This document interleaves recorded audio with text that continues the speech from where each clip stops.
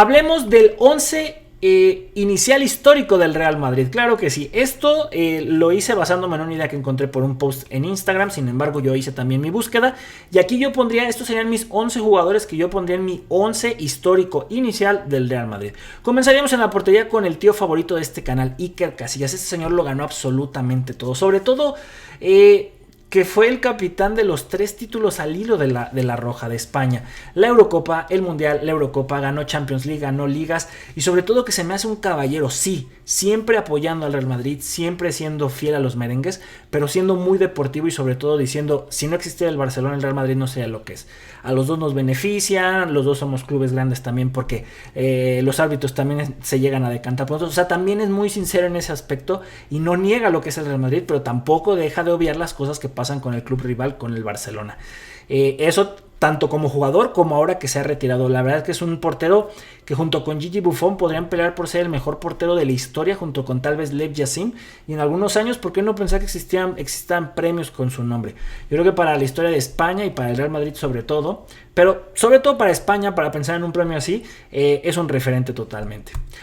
Como lateral izquierdo pondría a Marcelo. Ahí estaba yo debatiéndome si entre Roberto Carlos o Marcelo, pero estamos hablando del Real Madrid.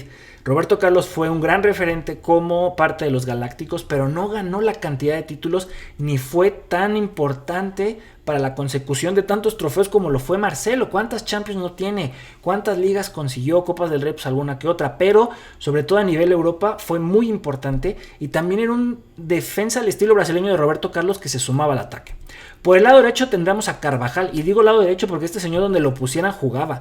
Aparte que cuando él jugaba, creo que es el único de las defensas originales de las últimas finales del Real Madrid, ha estado presente, sobre todo por la lateral derecha, y es un español aguerrido, fuerte, que me parece que no ha tenido todo el protagonismo que debería en selección española, ya también en sus últimos años, pero como parte de los merengues muy muy importante. Después como centrales tenemos a Hierro. Este es el eterno capitán de los merengues, al menos en los 90s, principios del 2000. Un jugador elegante, aguerrido y que tenía la cabeza fría para ser como capitán y que también se trasladaba para España, ¿no? Que tenían ese beneficio de tener estos grandes jugadores en su selección. Pero como parte del Real Madrid, pues es un histórico que muchos yo creo que han de poner en su top inicial.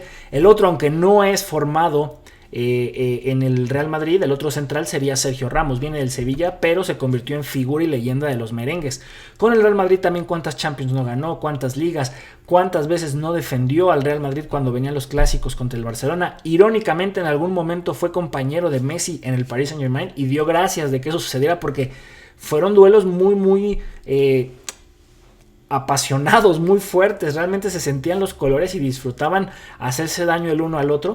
Sin embargo, y algo que también él fue, o creo que aprendió con el paso de los tiempos, tenía que morderse la lengua cuando fue dupla con Gerard Piqué, porque Gerard Piqué provocaba aún estando en selección y decía a Sergio Ramos, no hables de eso, aquí estamos los dos defendiendo los colores de España. Entonces por ese lado, aunque es uno de los defensas también más agresivos, no son los más sucios, pero sí agresivos, creo que era un caballero y llegó a hacerlo en sus momentos importantes, donde él estaba defendiendo colores, pues de igual manera con los culés.